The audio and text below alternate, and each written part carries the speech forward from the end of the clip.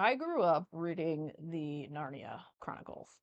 And today we're going to talk about a book that the reason I picked it up, I saw it at the library. It's called The Lost Story by Meg Shaffer. And the description, it said something along the lines of like having like a Narnia vibe to it. And so I'm like, well, I loved Narnia. And I'm like, some big shoes to fill. So I was a little leery about reading it, but it also sounded like it'd be an interesting story. It's about these two boys who go missing in this forest called the Red Crow Forest in West Virginia. They disappear for 6 months and they actually go to like a fantasy realm. And when they come back, they're like stronger and taller, and they don't seem to remember what happened. So I was like, all right, this sounds interesting, you know. The two boys go missing, Jeremy and Ralph.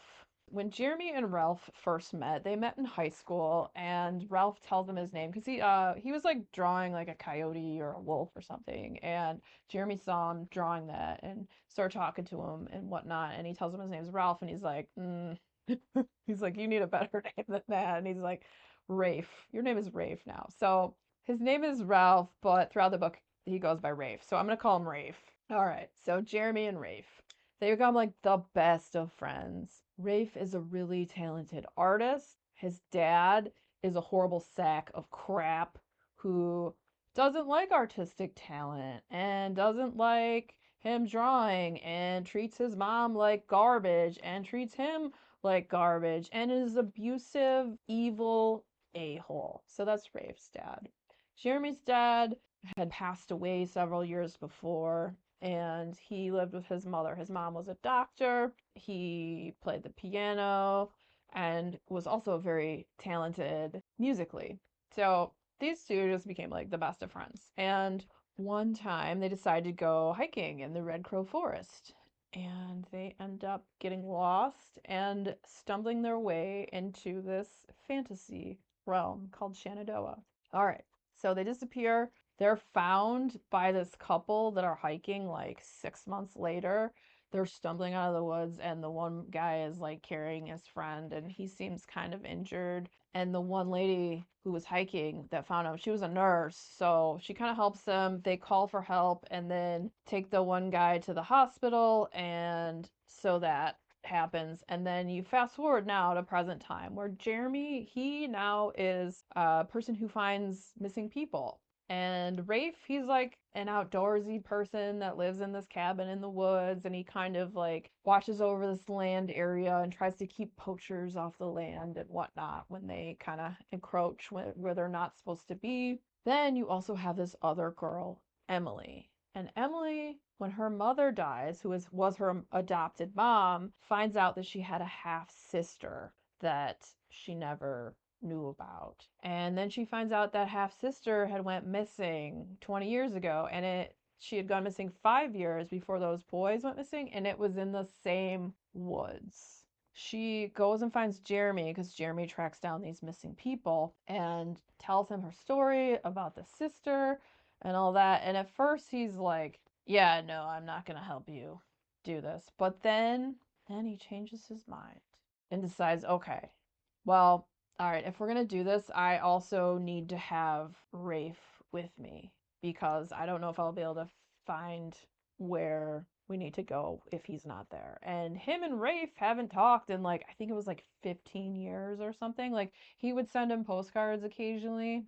Originally, like, he said he was only going to be gone for a couple weeks and then would come back, but then he just stayed away. He remembers everything that happened, but Rafe doesn't remember anything. And there seems to be a reason why Jeremy can't tell him, and he hasn't been able to. And that might be one of the reasons why he stayed away. So he tells the girl this, and he's like, I haven't really talked to my friend in years, so it's going to be kind of weird and awkward, and just let me talk to him first and see if I can get him to go. I don't know that he's going to want to return to that forest or whatever. And so we'll see what happens. So they go and they go talk to him, and Rafe's pretty angry. He's pretty angry that his best friend basically abandoned him for all these years, and he never really explained why and all that. And Rafe had been in and out of the hospital. Like, he would have like these dreams and he'd sleepwalk where he would head back towards the Red Crow Forest. Like, he tried to sleep drive there and ended up in the hospital a few times. And then he also was in and out of mental places. And so he had a lot of stuff going on. When they get to Rafe's little cabin, in the back is this garden with all these like beautifully carved strange creatures. And there's one of this woman, and the woman looks mysteriously similar to Emily. And inside, they see like a lot of Rafe's artwork that has almost a magical quality to it. And just so Rafe has still continued to make art all these years as well. So they do finally convince him that to go back. And it's funny when I was reading this too, like the history between these two guys, their friendship and all of that. And I was like, I take notes when I do these reviews, right? So I have pages and pages of notes, and some stuff I use and some I don't.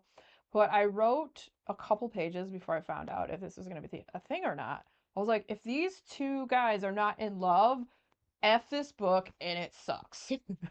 But then, like, 2 pages later, they were in love. If they weren't, honestly, like, that would just, this book would have been stupid. So I was very happy about that. So it's a romance, and it's about when they go back to the woods, too, because Rafe didn't remember. He didn't remember that they were in love and they were together when they were in that place. And another thing, too, is because his dad is an a-hole and homophobic, misogynistic crap bag. I'm trying not to swear here. He felt he obviously couldn't be with Jeremy because of his abusive homophobic father. So, what's sad is that he doesn't remember it, but when they go back and they go to try and find the girl's sister, he starts to remember things and feel the feelings and the pull and like rediscovering that he was in love with him again. It was so sweet. And like the girl being reunited with the sister she never knew when they do find her, and all the magical stuff that happens. I was pulled into this book. Okay, so it's been a minute since the book like immediately was like, get in here. And it said it to me just like that. It was like, I don't know. Page 7. I make notes of that stuff too. Like when I'm if it pulls me in by a certain page, or if it takes a long time for me to get into a book. Sometimes it'll take me like 100 pages. This book's 7 pages. I like the humor. I really loved the characters. Like the way they were written. I don't know if the humor just appealed to me and my own persona, but I thought it was funny. And it was sometimes you read books where characters like they just don't behave like a normal human would, and these did. And I love that. I love that it's like a fantasy world. It's got that Narnia kind of vibe, but it's nothing like Narnia, but it is because, they stumble into this fantasy world and they have cyclop owls and unicorns and strange mystical creatures, and then the evil characters that are there are these guys called the Bright Boys that have these razor sharp teeth and they're evil, but when you kill them, they turn into smoke and disappear for like a few weeks to whenever until they regenerate again and come back. And that's like the Queen of the Land's nemesis, enemies. I don't know how to say words. So when they get back there, though, and they all come together, there's someone who's appeared in Ghost Town. Ghost Town's where all the Bright Boys live, and apparently it's like a king, and this king wants Rafe to come there and talk to him. Otherwise, like the Bright Boys are going to try to kill Jeremy or whatever. And so at first, the Queen Skaya, she was going to go and try and take care of it. But the dudes, they're not going to let her go do this by herself. And neither is Emily, even though Emily doesn't really have any like fighting skills. Like her sister tries to like put her on a boat to keep her out of the way. And then Emily just jumps off the boat and is like, I just found you. I just found you. You're my family. My mom is dead. She was my whole world. And I have no other family. You're not getting rid of me. I don't care. I'm coming with you. Because what if you die? I don't want to have met you for like a day. At least maybe we'll die together. I don't know. But anyways, the found family aspect, the romance, just the how the characters with their humor. I loved it. I love this book. It's such a sweet and heartfelt. There's just so much that I really enjoyed about this book. I would highly recommend it. If you like fantasy, if you like romance, if you like stories about forgiveness, found family, and if you like Narnia, it does have that vibe. They see a red crow, they go inside of a tree, and they wake up in another world. So, I mean, that's kind of Narnia-ish. It wasn't a wardrobe, but, there was different ways to get to Narnia in all the different books. So, I could see the comparison to it. It was super cute. So far this year, it is probably my favorite fantasy I've read so far. If you're a fan of romantasy, because this was kind of a romantasy book, next video coming up will be about that. So stick around, check it out. And if you enjoyed hanging out today, hit that subscribe button, come back, see me again, and we'll talk about more bookish things and weird stuff.